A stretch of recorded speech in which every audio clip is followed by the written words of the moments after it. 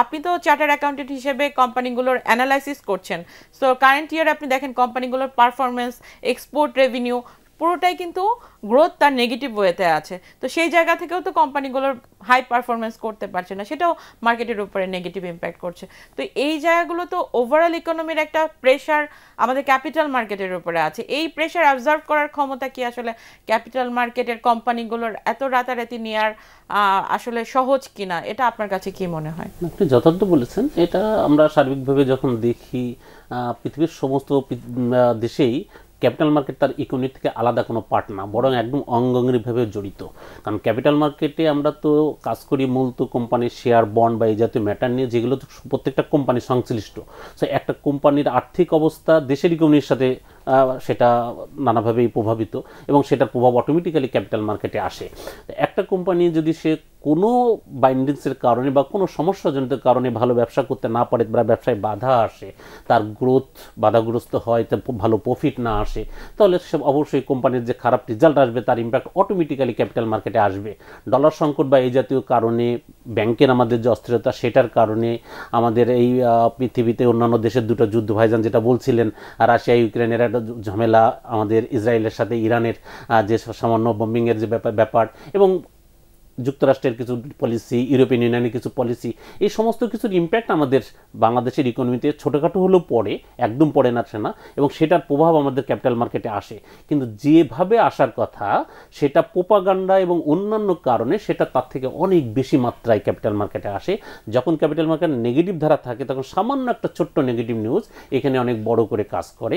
এটার অন্যতম কারণ যে ক্যাপিটাল মার্কেটে যারা বিনিয়োগকারী এইগুলোতে প্লে করছেন তারা খুব শর্ট টার্মে গেইন নিতে চান। ভাইজান যেটা বললেন, লং টার্ম বিনিয়োগকারী আমাদের মার্কেটের অভাব রয়েছে। তার মানে রিয়েল ইনভেস্টরদেরকে তো আমাদেরকে রাখতে হবে মার্কেটের জন্য, এবং যারা আসলে শর্ট টার্মের জন্য আসে তারাও তো মার্কেটটা না বুঝেই আসে।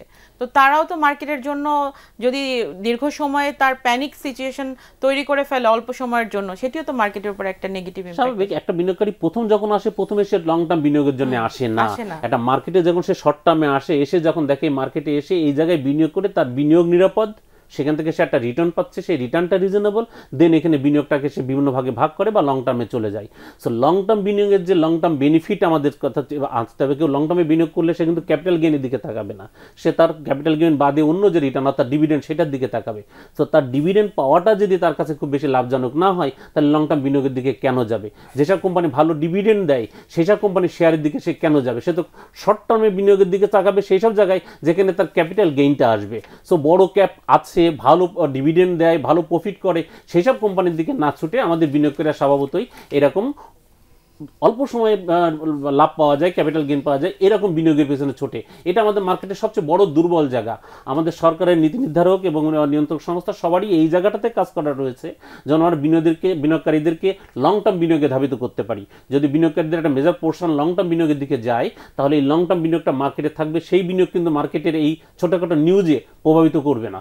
ছোটোখাটো নিউজে প্রভাবিত করে শর্ট টার্ম বিনিয়োগগুলো, যারা ক্যাপিটাল গেইনমুখী তারা তাদেরটা। সো এরা বিনিয়োগ করতে গুজব বন্ধ করার জন্য কোনো সেল তৈরি করতে পারে, যারা হচ্ছে গিয়ে মার্কেটে এই গুজব কারা ছড়াচ্ছে বা কারা এই ধরনের অ্যাক্টিভিটিস সোশ্যাল মিডিয়া বা অন্যান্য গ্রুপ ছোট ছোট করে প্রোপাগান্ডা ছড়াচ্ছে, তাদেরকে নিরুৎসাহিত করার জন্য কি আসলে কোনো কার্যক্রম হাতে নিতে পারে? এটা এরকম কার্যক্রম তো সিকিউরিটি এক্সচেঞ্জ কমিশনের ছিল, কিন্তু আমরা যেটা দেখি আমাদের বিষয়ে শুধু সিকিউরিটি এক্সচেঞ্জ কমিশনের না, অলরেডি সিকিউরিটি এক্সচেঞ্জ কমিশনের এই পদক্ষেপ আছে।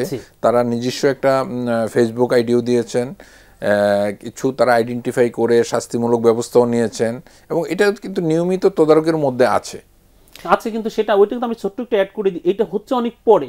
আমরা যেসব প্রোপাগান্ডাগুলো আজকে পাচ্ছি, কালকে পাচ্ছি, পরশু পাচ্ছি, তারও অনেক পরে এসে সিকিউরিটি এক্সচেঞ্জ কমিশন সেটার বিষয়ে পদক্ষেপ নিচ্ছে। তারা বলতেছে এটা আমরা এখন জানলাম, যেটা মার্কেটে সবাই জানতেছে 10 দিন আগে, সিকিউরিটি এক্সচেঞ্জ কমিশন কারণ সেটা 10 দিন পরে জানতেছে।